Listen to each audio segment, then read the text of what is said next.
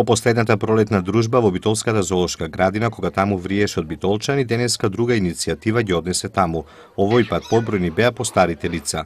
Затоа што паркот сметаме е катче, каде што пензионерите заедно со своите внуци ќе идат тука и ќе се шетат. Ако ова зоолошка градина биде уредена и убаво, и ако има паркче, кое што ќе биде достојно место каде што може дечината да игра, да се занимава, јас сметам дека самата посета на децата ќе биде да идат што повеќе тука, додека ќе ги разгледаат оние работи кои што ги има во зоолошката градина и да има место каде да рекреира, да се поигра и така.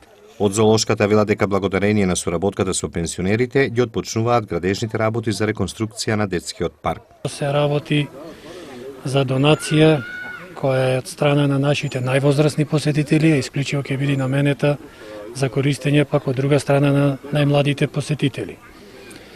Јас искрено се надевам дека ова наша соработка ќе и понатаму ќе продолжи на обострано задоволство со Сдруженијето на пензионери, се со цел да имаме на зоолошка градина која ќе ги задоволува условите кои ги бара Европската асоциација на зоолошки градини и аквариум. Пелагонискиот плански регион е носител на проектот за разубавување и раздвижување на градината. Денеска го имаме и првиот помагач, спонзор, да речам, тоа е Сдруженијето на пензионери од Битола, кој што во една мощна интересна ситуација за мене, бидејќи имаат и улогата на баби и дедовци, се одлучија да донираат 300.000 денари за изградба на детскиот парк во зоолошката градина.